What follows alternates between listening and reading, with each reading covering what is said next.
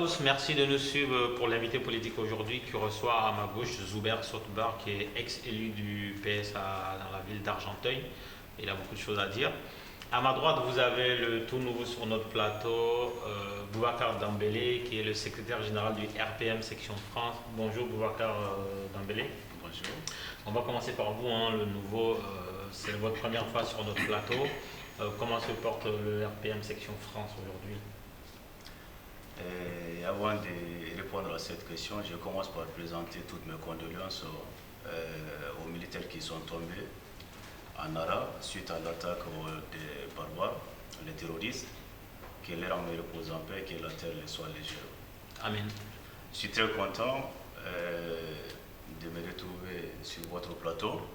Le RPM se porte très bien, aussi bien que la mouvance présidentielle, qui est la composante de tous les partis politiques qui ont fait Donc vous êtes aussi président, je crois. Oui, dont je suis le président. Donc on a un concentré du pouvoir ici aujourd'hui, on va pouvoir... Le RDS est toujours membre de la mouvance présidentielle? Non, le RDS n'est plus membre. Ils viennent de claquer la porte, donc vous ne vous portez pas si bien que ça alors. Zuber, le débat n'a pas encore commencé. Donc Zuber, merci encore une fois de plus d'être présent sur notre plateau. Donc aujourd'hui nous avons deux thèmes. Le premier thème est Jean-Yves Le Drian, le ministre de la Défense française, est-il membre du MNLA? La question a l'air idiote, mais il faut se la poser. Et le deuxième thème, c'est quel avenir pour le Mali après l'accord de paix?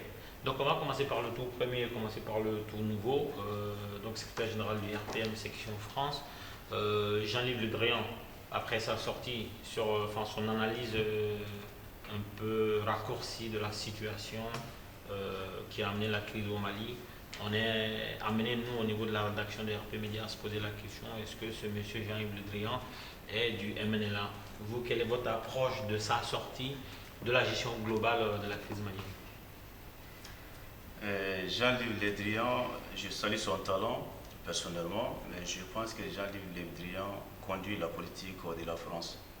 C'est-à-dire c'est une opération vraiment qui est conduite sous la direction de la France, donc dans le partenariat strict entre la France et le Mali. Donc je pense que tout ce que Jean-Yves Le Drian fait, il le fait au nom de la France. C'est pour renforcer davantage les coopérations entre le Mali et la France. Donc à la suite... Qui parle de coopération parle le système gagnant-gagnant? Bien évidemment. Est-ce que le Mali gagne dans son deal avec la France? Bien sûr que le Mali gagne dans le deal avec la France. Pour un exemple très simple, quand le Mali, pour la signature de l'accord, je sais que la France a joué un rôle prépondérant. Il y a eu deux accords, il y en a eu le 15 mai et le 20 juin, vous parlez duquel? Dans les deux accords, le rôle de la France a été prépondérant et que le Mali a... Je vous rappelle que le 15, excusez-moi de vous couper, je vous rappelle que le 15, la France a envoyé une personne la représenter. Je ne peux pas vous citer le nom de la personne, je ne pense pas que vous puissiez citer le nom de la personne. Et certes, ça a été une situation qui a été mal accueillie quand même par la population, mais il faut savoir que... Moi, je ne la connais pas. Secrétaire d'État à la coopération. Je ne la connais pas. Je ne vais pas citer son nom ici, que je connais très bien. C'est quelque chose qui a été mal perçu par la population.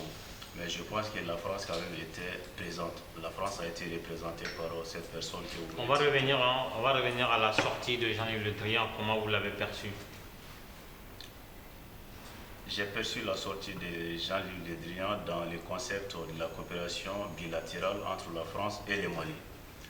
Et je pense que quand il a dit, il a prononcé que la France se réjouit de la dernière signature, c'est-à-dire la signature de la CEMON. Non, c'est pas de ça que je parlais. Il a dit qu'il y a deux peuples au Mali, le Nord et le Sud, qui ont du mal à vivre ensemble. Et chaque fois qu'ils n'arrivent pas à gérer leurs problèmes, il y a les djihadistes qui s'en mêlent. C'est vrai qu'au le Mali est divisé en deux entités.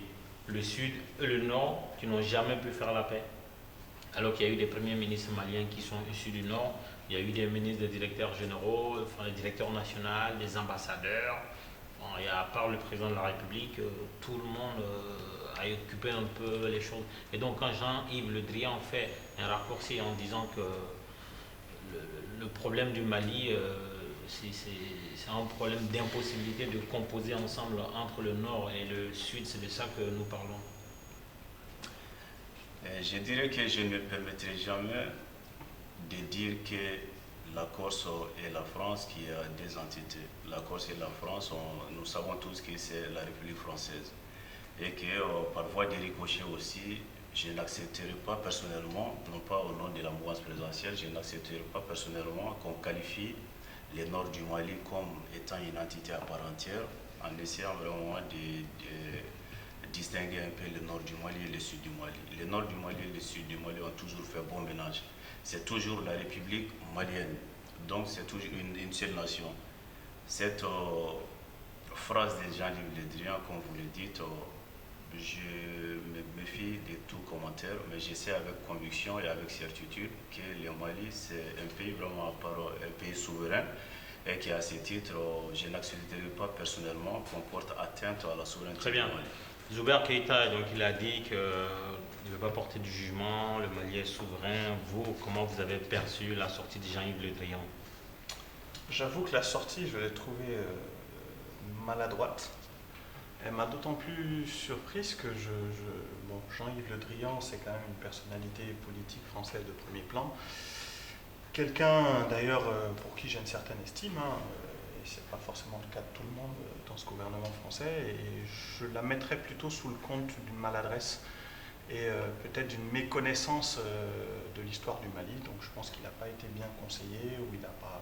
Ça arrive, c'est pas... Ou peut-être qu'il a été très bien conseillé, c'était la chose à dire. Non, je ne pense pas. Honnêtement, je ne pense pas. Venant de sa part, je ne pense pas. Même si, il faut reconnaître qu'il y a eu des confusions entre le MNLA et la France. Parce que quand on parle du MNLA, il faut savoir de quoi on parle. Le MNLA, c'est un des groupes rebelles parmi tant d'autres. Un groupe rebelle qui ne se réclame pas de la tendance intégriste religieuse, qui est par contre pour la partition du Mali, qui se revendique d'un groupuscule ethnique, ce qui est d'ailleurs assez problématique. Et il faut quand même rappeler quelques chiffres. Le nord du Mali, c'est 10% de la population. Les Touaregs, c'est à peu près 10% de cette population du nord du Mali, donc on est sur 1% de la population moyenne malienne. Et j'ai envie de dire, sur ces Touaregs du Mali, il n'y en a même pas 10% qui soutiennent le MNLA. Donc quelque part, le MNLA est un faux débat. Par contre, le MNLA, dans sa branche politique, qui s'active beaucoup dans les diplomaties occidentales et européennes en particulier, et la branche militaire, n'ont pas les mêmes forces. Sur le plan militaire, le MNLA est quasi inexistant sur le terrain, on l'a vu à plusieurs reprises. Par contre, sur le plan médiatique et diplomatique, ils ont une force de frappe qui est réelle, parce que le MNLA a toujours servi un peu de source de renseignement pour différentes officines d'ailleurs, parce qu'ils renseignent pour tout le monde. Ils renseignent pour le Mali, ils renseignent pour l'Algérie, ils renseignent pour le Maroc, ils renseignent pour la France. Et dans le cas de la France, je prends un exemple précis, parce que quand on parle, il faut donner des faits. Je prends Moussa Agassarid. Voilà un monsieur qui s'autoproclame porte-parole du MNLA, qui a été en France sur un statut d'asile politique. Donc ça veut dire que on estime qu'il était un réfugié politique dans un état de guerre. Et tout en étant en statut d'asile politique, ce monsieur était régulièrement reçu à l'ambassade du Mali à Paris. Là, on se pose des questions. Vous avez vu beaucoup de réfugiés politiques qui ont le statut de demandeurs d'asile, qui sont reçus dans l'ambassade politique de leur pays. Vous voyez bien qu'il y a des choses quand même qui nous dépassent un peu, et que ce monsieur, visiblement, a certainement d'autres missions, sans doute de renseignement, comme d'autres pour différents pays. Et en fait, c'est ça. Le MNLA est, on va dire, composé de personnalités qui sont un peu dans tout, dans le trafic de drogue, le trafic d'influence, le trafic de tout niveau. En fait, ils roulent finalement pour eux-mêmes, quoi. Voilà. Après donc cette sortie-là, qu'est-ce que le Mali aurait dû, parce que cette phrase elle n'est pas anodine, lorsque la 5e ou 6e puissance du monde, représentée par son ministre de la Défense, se permet en une phrase résumer le problème du Mali, et en même temps manquer de respect quelque part à tout le travail qui a été fait. Est-ce que l'État malien, à travers le président, à travers la diplomatie, ou même votre parti politique, aurait dû réagir? Parce qu'aujourd'hui, l'une des choses les plus reprochées, c'est le manque de réaction, c'est l'absence sur la scène diplomatique, c'est l'absence sur la scène de communication. Quelle aurait fallu être la réaction du pouvoir malien? C'est ça ma question. La réaction du pouvoir malien dans cette intervention des Jean-Yves Le Drian, c'est La prudence dans un premier temps, c'est important parce que là, il ne s'agit pas seulement d'un rapport entre hommes-hommes, il s'agit d'un rapport entre des États. Donc à ce titre, ça doit être traité, cette histoire doit être analysée et traitée de façon... Non, mais une fois qu'on a analysé quelle aurait dû être la réponse à apporter à cette sortie qui n'honore pas le Mali,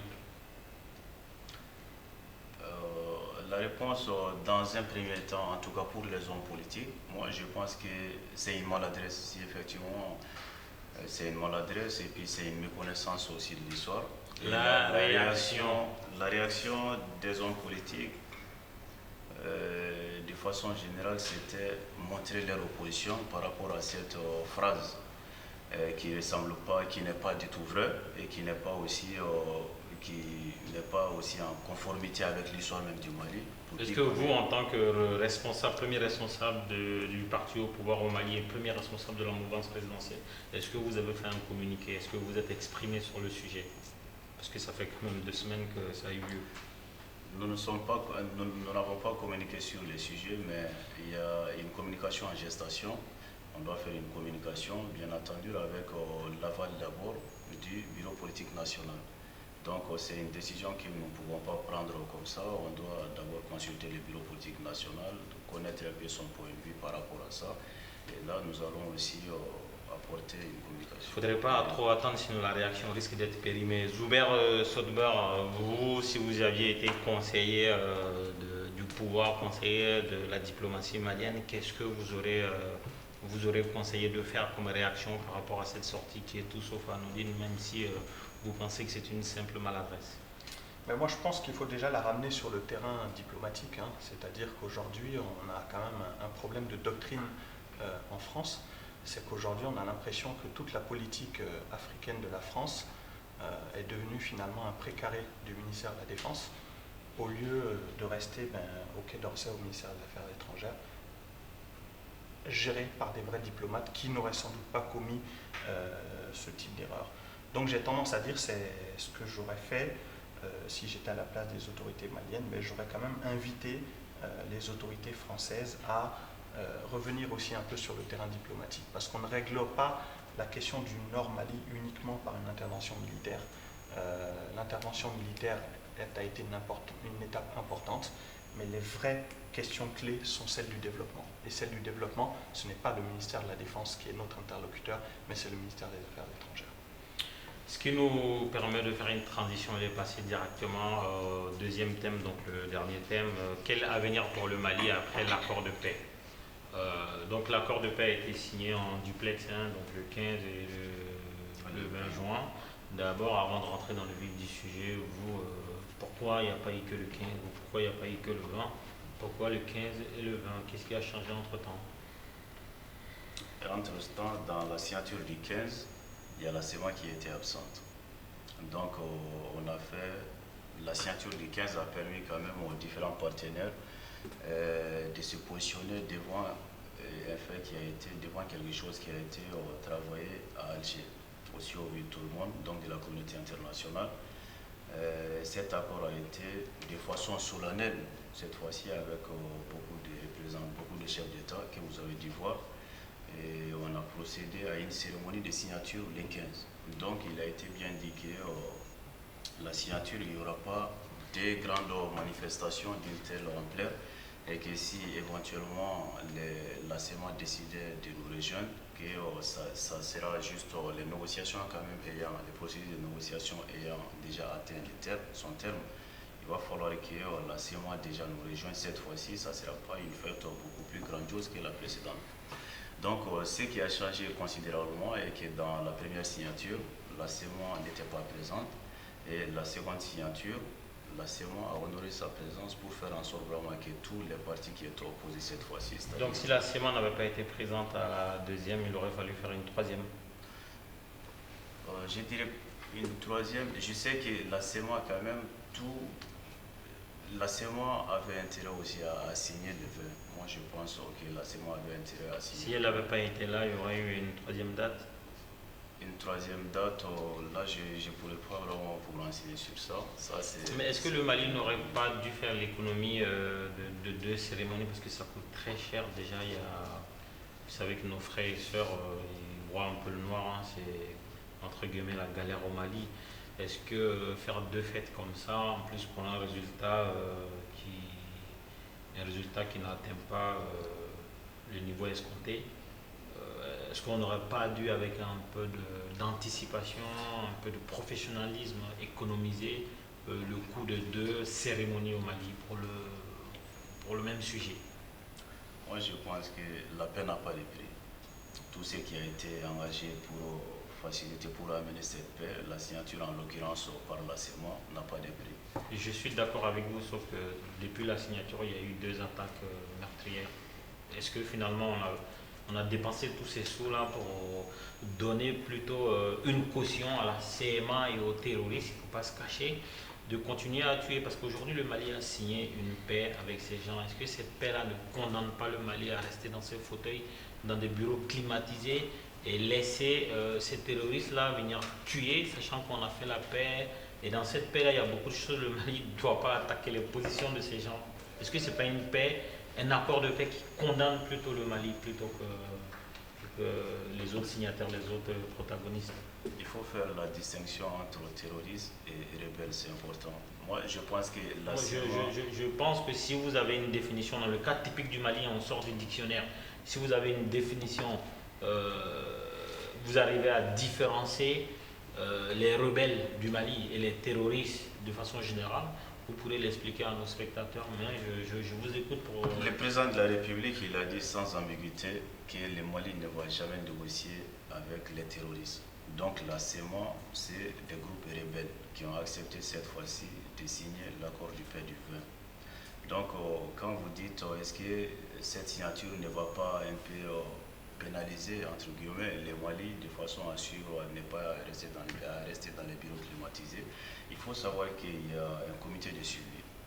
Donc qui parle de comité de suivi, c'est qui a été décidé bien sûr dans les clauses de cet accord.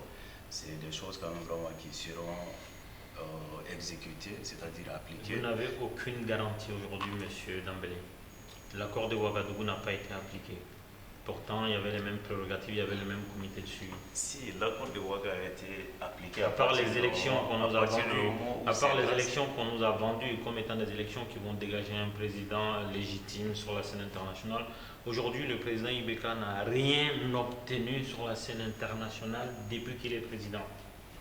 Et donc, l'accord de Ouaga, les élections présidentielles, ça n'engage que moi. C'était une belle arnaque. Non, je ne pense pas, parce que l'accord de Ouaga a déjà facilité l'élection du président de la République. On est d'accord, c'était le seul but. Et qu'est-ce que ce président a pu obtenir sur la scène internationale depuis qu'il est là? C'est que son Excellence Ibrahim Boubacar Keïta a pu obtenir de la communauté internationale, c'est la signature de l'accord. C'est très important. Moi, je pense vraiment que vous êtes en train de minimiser un peu cette signature. Et qui parle du développement, il n'y a point de développement sans la paix. Il faut non seulement une stabilité politique, mais aussi il faut une stabilité totale sur l'étendue du territoire national. Donc il y a point de stabilité dans la guerre en tout cas. Attendez, avant de continuer, on va venir à Zuber. Zuber, l'accord de Ouaga, l'élection du président, qu'est-ce que pour vous, avant d'arriver sur l'avenir du Mali, après la signature de l'accord de paix le 15 mai et le 20 juin, est-ce que vous êtes d'accord avec M. Dambélé que l'accord de Ouagadougou nous a apporté des choses positives? Je pense qu'il ne faut pas effectivement rejeter l'accord de Ouagadougou, parce que vu l'état dans lequel était le Mali, l'accord de Ouagadougou a quand même permis la mise en place de la transition, avec toutes les limites qu'il y avait, mais ça a quand même d'abord permis en fait un retour constitutionnel. Avant même de parler d'élection, on était quand même dans un régime d'exception, après un coup d'État militaire, et c'est quand même l'accord de Ouagadougou qui a permis aux putschistes de redonner un peu le pouvoir, de restaurer les institutions démocratiques. Donc là-dessus, c'est un fait indéniable. Après, pour les élections, malheureusement, c'est un autre débat, puisque je fais partie de ceux qui pensent que les élections sont plutôt le résultat d'un diktat de la France, puisqu'on se souvient tous de l'ultimatum posé par le président François Hollande en fixant quasiment la date des élections présidentielles. Après, là où je rebondirais sur ce qui vient d'être dit, c'est vrai sur le mot terrorisme. Vous avez pointé du doigt une vraie question de fond, parce que moi, paradoxalement, pour moi, je parle d'actes terroristes. Pour moi, un groupe terroriste est un groupe qui commet des actes terroristes. Or, quand on a des groupes qui se permettent d'égorger une cinquantaine de militaires maliens, ça s'appelle du terrorisme. Quand on a des groupes qui se permettent de violer des femmes dans des villages, ça s'appelle du terrorisme. Donc pour moi, le MNLA, de la même manière qu'en Sardine, que le Mujao, que ACMI, sont des groupes terroristes. Après, la seule différence, j'ai envie de dire, il y en a deux. Il y en a une qui relève effectivement de l'aspect laïcité et de l'aspect religion, et l'autre qui me paraît être la plus importante, qui est celle malien ou pas malien. C'est-à-dire que le Mali, en toute liberté, c'est un État souverain, a le droit de discuter avec les composantes maliennes de ces groupes pour trouver une solution. Qu'elle soit terroriste ou pas, après, c'est à la justice malienne de définir qui est terroriste, qui n'est pas, et de prendre les sanctions nécessaires. Je pense que ça, c'est vraiment quelque chose de très important, et c'est ce qui explique d'ailleurs en partie les échecs déjà des accords qui viennent d'être signés, puisque on n'a pas de dialogue inclusif et on a un groupe notamment qui est le plus fort sur le terrain, qui est en Sardine, qui a été exclu de toutes les discussions et qui vient d'ailleurs de signer les différentes attaques qui ont été perpétrées à Nara. Et encore ce matin, une nouvelle attaque vient d'être signalée à côté de Kolondieba. Sans parler du dialogue qui n'a pas été inclusif avec la société civile, avec les différentes composantes de la classe politique malienne. Et donc, est-ce que, donc pour revenir dans notre thème, est-ce que ces accords-là qui ont été signés donc en duplex, comme j'ai l'habitude de le dire, est-ce que ça va apporter un début? Parce qu'il faut être naïf pour croire que le lendemain de la signature de cet accord-là va mettre le sceau de la paix. Non. Mais est-ce que ces accords-là contiennent les prémices d'une paix et donc d'un développement? C'est sûr que les accords, c'est déjà une première étape, mais même un bon accord n'amène pas la paix tout seul. Il y a tout un processus dont la signature, les discussions avant l'accord, la signature de l'accord sont des étapes importantes, mais c'est tout un processus. Et à plus forte raison, quand c'est un accord, encore une fois, qui n'inclut pas toutes les parties prenantes, aussi bien côté groupe rebelle que au niveau des composantes de la société civile malienne, et qu'en plus, c'est un accord qui remet quand même en cause la Constitution. C'est quand même la première fois qu'on nous dit qu'on va signer un accord et ensuite, après avoir signé l'accord, dont certaines dispositions vont à l'encontre de la Constitution, on va planifier une réforme constitutionnelle. Mais j'ai presque envie de dire, prenons les choses dans le bon sens. Posons d'abord la question de la réforme constitutionnelle et ensuite posons la question des éléments qui sont dans cet accord pour pouvoir signer cet accord. Or aujourd'hui, cet accord, il est purement et simplement anticonstitutionnel. Donc il est illégal, nul et non avenu. Est-ce que vous êtes d'accord avec cette dernière phrase de Zuber qui dit que l'accord est anticonstitutionnel, nul et non avenu? Non, je ne pense pas. Si l'accord est anticonstitutionnel, déjà, il n'allait jamais être accepté par les autorités. Non. Les autorités sont une chose. Les autorités font ce qu'elles veulent. Il y a des autorités malhonnêtes dans tous les pays du monde. On en connaît ici à Neuilly et on en connaît au Mali, pas très loin des quartiers aux alentours de Sébénikoro. Sa phrase, cet accord est anticonstitutionnel, nul et non avenu. Est-ce que vous êtes d'accord avec ça, sans pour autant dire les autorités, vous en tant qu'être humain, en tant que Malien, en tant qu'observateur de la politique? C'est pas anticonstitutionnel, ça je suis sûr et certain, pour la simple et bonne raison que la signature de l'accord, si maintenant on doit adapter un peu la situation par rapport à la Constitution, ça c'est une chose, mais dire que l'accord est contraire même à l'esprit de la Constitution, je pense que ça c'est peut-être une contre-vérité que M. Zuber a dû faire allusion, mais je ne pense nullement pas vraiment que ce soit un accord qui a été signé dans ce sens, parce que déjà l'autorité dans un premier temps, j'insiste parce que c'est important, c'est l'autorité qui incarne dans un premier temps la valeur constitutionnelle. Donc la Constitution étant quand même le jour. Non, la Constitution est supérieure. La Constitution est supérieure aux personnes que la Constitution a permis d'avoir un pouvoir. C'est carrément le contraire que vous êtes en train de dire. Je n'en disconviens pas. La Constitution est supérieure au président de la République. Elle est supérieure au Premier ministre. Elle fait le président, elle défait le président. Donc je ne vois pas comment ils peuvent... Mais nulle part je n'ai dit que le président de la République ou l'autorité est supérieure à la Constitution. Mais ce n'est pas parce que le président de la République fait quelque chose que c'est constitutionnel. Non, j'ai dit, et normalement, le président de la République, il est le garant de la Constitution. La constitution malienne dit que lorsqu'on a détourné un certain montant, on doit être exécuté selon la peine capitale. Au Mali, il y a des gens que les partenaires financiers du Mali ont désigné comme étant des malhonnêtes. Ils ont demandé au président de les écarter du gouvernement. Ces gens ont été écartés.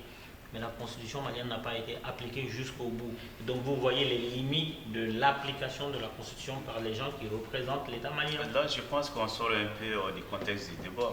Si de temps en temps, oui, la question, attendez une minute, allez-y. Oui, la question, est-ce que la signature, est-ce que l'accord est contraire à la constitution, oui ou non? Ça, c'est pour répondre à la question de Zuber. Moi, je pense que l'accord n'est pas contraire à la constitution. Pour la simple et bonne raison que le président de la République, qui est garant de la Constitution, normalement doit faire en sorte de donner un bon exemple. Normalement. Donc, oui. Donc, à ce titre, ce n'est pas seulement le président de la République qui veille et qui est garant de la Constitution, sinon qui regarde aussi un texte est conforme ou pas conforme à la Constitution. Il y a la Cour constitutionnelle. Donc, c'est pour dire que ce n'est pas seulement le président de la République qui a né là-dessus, mais il y a aussi d'autres institutions qui ont vraiment qui sont compétentes, bien sûr. Et vous pensez qu'elles jouent le jeu pleinement, elles jouent le jeu démocratique et indépendant? Ces constitutions jouent pleinement le rôle démocratique et indépendant. C'est la voie sans dire. Sinon, je pense on sait qu'au Mali, il y a des gens qui étaient à Bamako, qui étaient sous le coup de mandats d'arrêt internationaux. Et donc en catimini, donc quasiment de façon confidentielle, ces mandats ont été levés pour permettre à ces gens de venir. Est-ce qu'on est toujours dans le respect de la Constitution? Est-ce qu'on est toujours dans le respect de l'indépendance de la justice? Pour moi, clairement non, puisque c'est à la justice d'intervenir dans ces cas-là. Maintenant, il peut y avoir effectivement, au nom de la paix, un certain nombre d'exceptions. Ça se fait dans d'autres pays. Ça, à la limite, ça me choque pas d'un instant où ce sont des décisions qui sont transparentes, partagé, et parce que ce que vous dites est très vrai, c'est le côté catimini, et le côté catimini, il existe depuis longtemps. Je rappelle que bien avant cette immunité, le RPM a fait le choix d'investir des candidats qui étaient des rebelles bien avant la signature de l'accord, qui ont des gens qui ont du sang sur la main. Donc avant même la signature de l'accord, on a déjà commencé la compromission. Mais pour revenir sur ce que vient de dire M. Dembélé sur la Constitution, je me permets de revenir dessus parce que c'est très grave. Aujourd'hui, l'accord n'est pas applicable. Il n'est tellement pas applicable puisqu'il prévoit justement dans son application une réforme constitutionnelle. Or, la réforme constitutionnelle, tant qu'elle n'est pas actée, elle peut ne pas être votée. Vous faites comme si le vote à l'Assemblée nationale est acquis.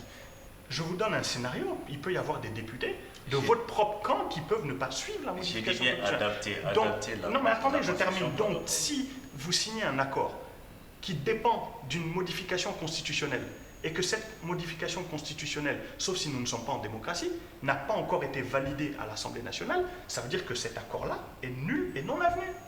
Il est illégal aujourd'hui. Il sera légalisé au moment de la réforme constitutionnelle. Et c'est pour ça que je dis pourquoi on met la charrue avant les bœufs. C'est-à-dire qu'à la limite, il aurait fallu d'abord poser la question de la réforme constitutionnelle, et là on va aboutir sur les solutions de sortie de crise que je vais développer plus tard, puisque moi je fais partie de ceux qui en appellent clairement à une nouvelle assemblée constituante.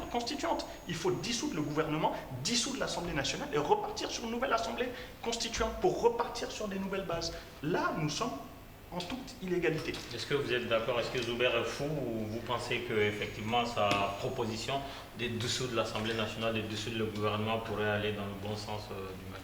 Non, je ne pense pas vraiment je parle pas vraiment de la folie, mais je pense qu'en voulant être trop pressé, il est en train quand même de faire une confusion à certains niveaux. Parce qu'il y a dissolution de l'Assemblée nationale quand il y a crise politique. Moi, je pense qu'aujourd'hui, il n'y a pas de crise politique. Normalement, la situation dans laquelle quand même le Mali est confronté aujourd'hui, ça c'est le nord du Mali. Donc la crise vraiment qui sévit au nord du Mali, tous les Maliens sans exception, au-delà des clivages politiques, doivent se donner la main pour faire en sorte que le Mali puisse aspirer non seulement à une paix durable et définitive, mais aussi faire en sorte vraiment que les développements puissent voir les jours. Bon, je vois quand même vraiment qu'il doit être très remonté, je ne sais pas par rapport à quoi, quand on dit qu'il faut dissoudre l'Assemblée constituante, certes, voilà quand même vraiment des belles notions, mais qui ne répondent pas efficacement et favorablement à notre contexte bien défini. qui est un peu l'avenir du Mali. Qu'est-ce que la signature va donner aux Maliens, au peuple malien et à toute sa population? Bon, ça, c'est vraiment des vraies questions. Bon, déjà, dans un premier temps, moi, je pense vous pouvez y répondre. Hein. Moi, je pense que non, les assises nationales, il n'y a pas une crise politique. Déjà, à partir du moment où on pouvait un peu, les élections, il parlait tantôt de la dissolution, l'Assemblée nationale vient d'être mise en place il n'y a pas longtemps, il y a moins d'1 an, sauf erreur de ma part.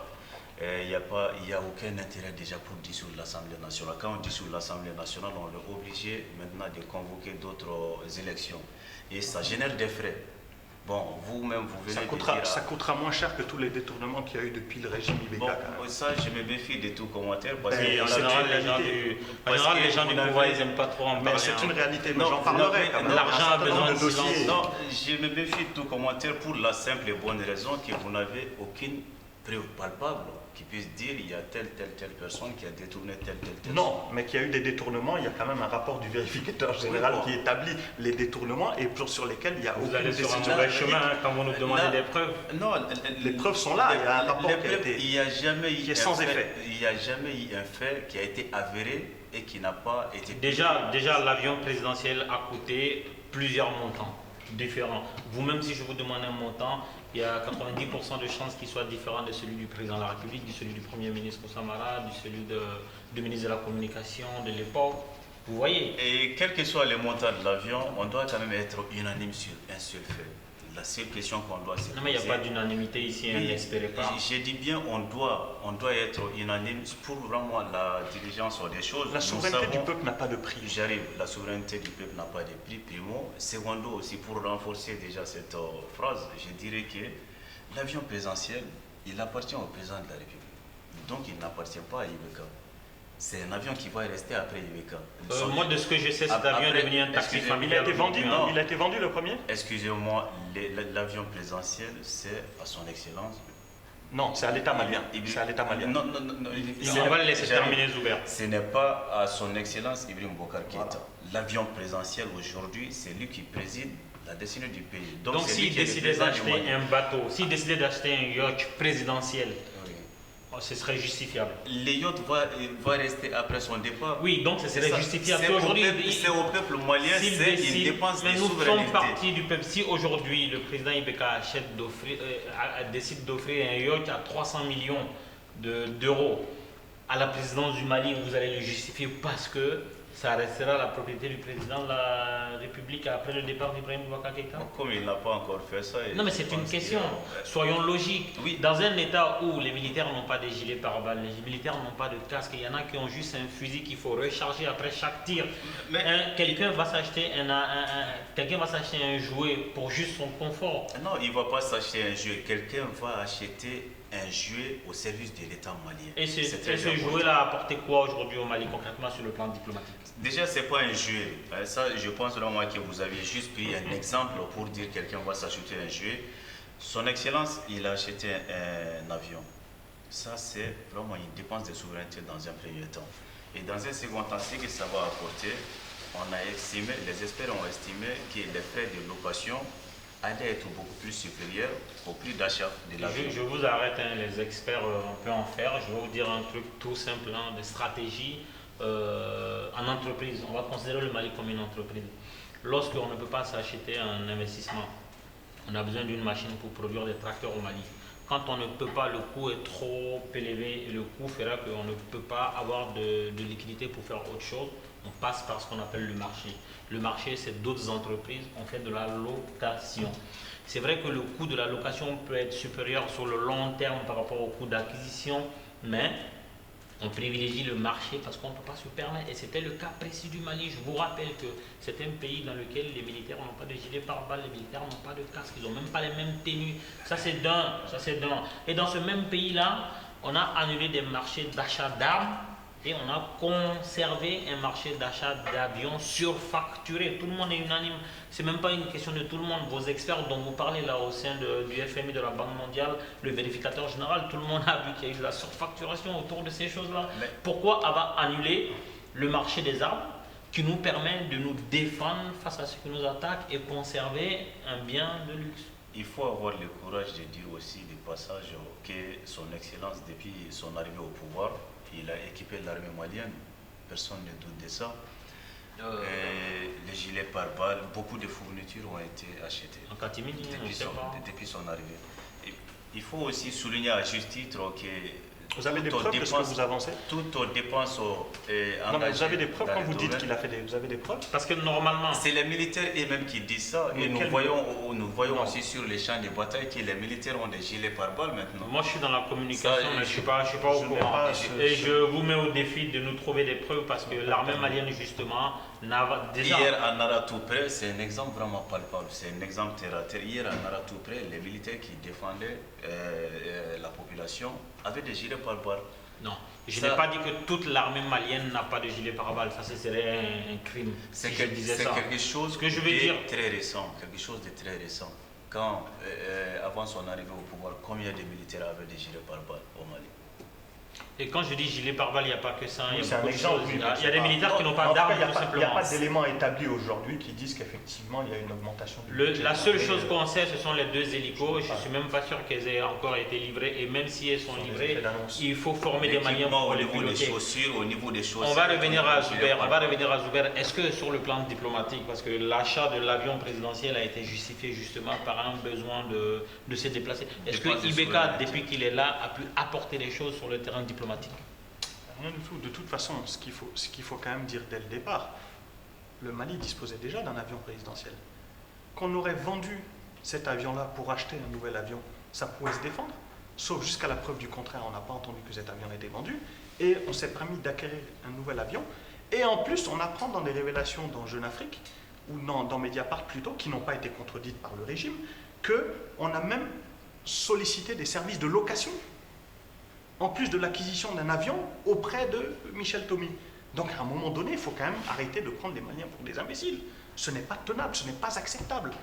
Il y a des choses qui ne sont pas tenables. Il y a un moment donné, il faut arrêter. À part investir dans la jouissance personnelle de l'entourage du président de la République, aujourd'hui on ne fait rien. On s'équipe de motards, on refait la résidence privée du président de la République, on reconstruit Koulouba, enfin tout est basé sur le confort personnel du chef de l'État. Mais à un moment donné, il faut aussi penser aux Maliens. Aucun investissement, aucun acte de développement majeur n'a été posé par ce régime depuis qu'il est en place. Alors, ils vont nous dire effectivement, la situation est compliquée, il y a un héritage, nous sommes en situation de guerre. Ok, mais qu'on en finisse avec cette guerre, que la paix arrive et qu'on vous voit à l'œuvre, parce que jusqu'à présent, on n'a pas de vision. Maintenant, pour revenir aux accords, parce qu'il y a quand même quelque chose qui a été dit et au début et qui rejoint les accords, qui me pose un certain nombre de questions. Quand M. Dembélé dit que la majorité présidentielle se porte bien, je rappelle quand même que suite à la dernière signature de l'arrangement qui a été signé récemment, vous avez quand même un communiqué de presse signé du MODEC, de l'honorable Koniba Sidibé, qui a dénoncé cette signature. Vous avez le RDS qui a claqué la porte de la majorité présidentielle. Donc quand on dit que la majorité présidentielle se porte bien, à un moment donné, il faut quand même poser les choses. Vous ne pouvez pas faire la politique de l'autruche sur des réalités où il y a des divisions. Aujourd'hui, votre ministre Bokar Tereta a été pris à partie par l'un de vos députés à l'Assemblée nationale sur l'affaire des engrais frelatés. Et vous nous dites que la majorité se porte bien. Non, la majorité ne se porte pas bien, c'est évident. Maintenant, sur la crise politique, vous dites que la crise politique, on était dans une crise politique. Nous sommes toujours dans une crise politique. Aujourd'hui, on n'a pas analysé les vraies réalités. Aujourd'hui, on a fait 20 ans d'expérience démocratique. 20 ans d'expérience démocratique qui nous a amené au naufrage, à celui du coup d'État militaire, à celui de la perte de l'intégralité territoriale des 2/3 du Mali. Et on est sorti de cette situation, on s'est dit que hop, voilà, quelques chefs d'État vont arriver, on va faire une élection bidon imposée par la communauté internationale, on a un président qu'on a fait élire à 77%, et vas-y, tout est ok, tout est réglé, la crise est terminée. La crise n'est pas terminée. Le Mali avait besoin, je rappelle qu'en 91, on a fait une conférence nationale. Suite au coup d'État de 2012, il y a un certain nombre d'acteurs politiques et de la société civile qui ont demandé des États généraux, une conférence nationale, pour se remettre tous autour de la table pour régler les problèmes. Et c'est en cela que je dis que tant qu'on n'a pas réglé ces problèmes du fond et qui doivent être réglés maintenant, on fait la politique, on évite, c'est reculer pour mieux sauter, parce que de toute façon, la crise politique, économique, sociale, elle est bien présente au Mali. Et ça finira par exploser. Donc la seule solution pour éviter que ça explose, c'est de revenir à un dialogue inclusif, de régler la question du Nord en globalité dans la question des institutions, c'est-à-dire dans la question, à un moment donné, voilà, le Mali, qu'est-ce qui a marché dans les 20 dernières années? qu'est-ce qui n'a pas marché, quel est l'état des lieux, vers quoi on veut aller. Ça doit être posé clairement. Et une fois qu'on a dit vers quoi on veut aller, on va définir le cadre constitutionnel de ce vers quoi on va aller. On va aller vers une nouvelle Assemblée nationale constituante. Et en attendant, on met un gouvernement d'union nationale avec la société civile, notamment largement représentée. Sinon, aujourd'hui, on va droit dans le mur. Qu'est-ce que vous avez à répondre par rapport à... Bon, je pense vraiment que je résume tous ces discours par un simple mot, par une simple phrase. Tous ces discours pour la démocratie, dans un premier temps, il faut savoir que la démocratie, pour les pays vraiment qui ont même, qui se revendiquent même au père fondateur de la démocratie ou ont la démocratie, c'est-à-dire c'est des pays qui ont aspiré à la démocratie depuis au moins des siècles. Pour l'exemple de la France, 20 ans de démocratie, certes, on doit se faire un bilan. Ces bilans, je pense qu'on va continuer à le faire. On continue aussi à faire le toilettage de notre jeune démocratie, notre très jeune démocratie. Et quand il dit États généraux, il y a une assise nationale. Les bilans, on a eu le courage de faire vraiment des bilans, qu'est-ce qui a marché, qu'est-ce qui n'a pas marché. À un moment donné, je pense aussi que dans une situation de crise, très difficilement on peut évaluer les choses à leur juste valeur. Quand je dis évaluer les choses à leur juste valeur, dans une situation de crise, comme on dit, c'est toujours vraiment une situation dans laquelle il y a beaucoup de choses qui échappent au contrôle d'une simple analyse. Donc, quand le président de la République, Ibrahim Boubacar Keïta, c'est Ibrahim Boubacar Keïta. Ibrahim Boubacar Keïta, oui, c'est Ibrahim Boubacar Keïta. Quand il est venu au pouvoir, son excellence, sa première démarche, ça a été une assise nationale. Sa première démarche, c'est de faire en sorte vraiment qu'il parle. Non, l'assise nationale était dans les accords de Ouaga. Oui, oui, mais c'est pas, il n'en a pas la paternité. On va le laisser terminer. Non, c'est pas sa paternité. Voilà. C'est pas la paternité. Il devait exécuter des choses qui étaient dans les accords qui ont été bâclés. Ça, c'est pour dire que dans l'assise nationale, il y avait quoi? Il y avait les bilans de ce qui avait marché, ce qui n'avait pas marché, ce qui doit être fait, sauf erreur de ma part. Il a été publié où ce bilan?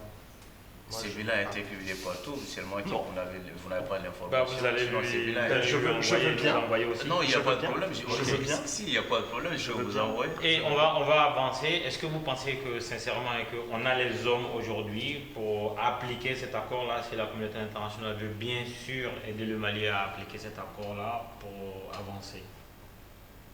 Oui, je sais sans doute qu'il y a des hommes aujourd'hui qui vont pas veulent appliquer cet accord-là, mais qui vont appliquer cet accord-là, Inch'Allah, avec la communauté internationale. Donc, c'est un peu la commission de suivi. D'accord. Zouber, est-ce que vous pensez qu'il y a des Maliens en bonne santé mentale aujourd'hui, sur lesquels on peut compter pour avoir la volonté d'appliquer cet accord-là? Est-ce que vous pensez aussi que la communauté internationale a intérêt à aider le Mali à appliquer cet accord-là et à sortir de ce chaos? Pour pouvoir mettre en place un accord, il faut qu'il y ait un cadre, et le cadre, c'est la Constitution. Or, on est en train de dire que l'accord sera appliqué quand on fera une modification constitutionnelle. Donc déjà, les conditions liées au cadre n'y sont pas. Il faut avoir une vision. Je rappelle quand même que depuis le début, IBK a été pour le coup d'État, contre le coup d'État. Finalement, il a été incapable de s'exprimer publiquement quand on lui a demandé de poser la question ouvertement à la télé. Il a renvoyé les journalistes à sa déclaration écrite, là où les autres ont dit clairement qu'ils étaient contre le coup d'État, surtout qu'il était membre du FDR. Ensuite, M. IBK était contre l'intervention de la communauté internationale à l'époque, par la CEDEAO. Ensuite, il est devenu pour l'intervention de la communauté internationale, notamment de la France. Il était contre l'intégrisme religieux dans le Nord, en s'associant à la France en disant il faut combattre les djihadistes, il faut défendre le caractère laïque de l'État malien, etc. Et il a été capable de s'associer avec ces mouvements intégristes pour gagner les élections Sabati 2012 et le shérif de Nuro. Donc on est dans un islam politique en totale contradiction avec le principe de laïcité de l'État malien. Il était contre la partition du Mali, contre les accords de 2006. Finalement, il ne voulait pas discuter avec des terroristes. Aujourd'hui, il se retrouve à rompre le jeûne avec des terroristes qui ont tué des Maliens, qui ont du sang sur la main autour de la même table. Il a signé des accords qui sont pires que ceux d'Alger. Enfin, bref, aujourd'hui, il faut être clair, on n'a ni cadre, ni vision, ni les hommes qu'il faut à la place du feu. Aujourd'hui, le Mali est un naufrage, clairement. Très bien. Vous voulez juste 30 secondes hein, parce que là on est à 43 minutes là. Ouais. Non, je vais juste ajouter que tout ce qu'il vient de dire, je m'inscris à foi absolue à cette déclaration. Bien sûr. Parce que son excellence, quand il est venu, il a dit, On a dit 30 secondes. clairement dit qu'il ne va point discuter avec les terroristes. Donc quand vous dites qu'il est en train de couper les Rwandais avec les terroristes, ça je m'inscris à foi absolue. Là, ce qu'on doit juste savoir, c'est les Mali. On revient à la définition du terrorisme. Les Mali au-dessus de tout. C'est ça, il a dit, et c'est ça qui est en train d'être fait. Soutenons ensemble cet accord et faisons en sorte vraiment que les Mali sortent de l'ornière. Très bien. Le Mali est au-dessus de tout, c'est le dernier mot. Voilà. Donc c'était l'invité politique avec Zuber Sotoubar et Boubacar Dambélé du RPM. Merci de nous avoir suivis et à dimanche prochain. À bientôt. Merci.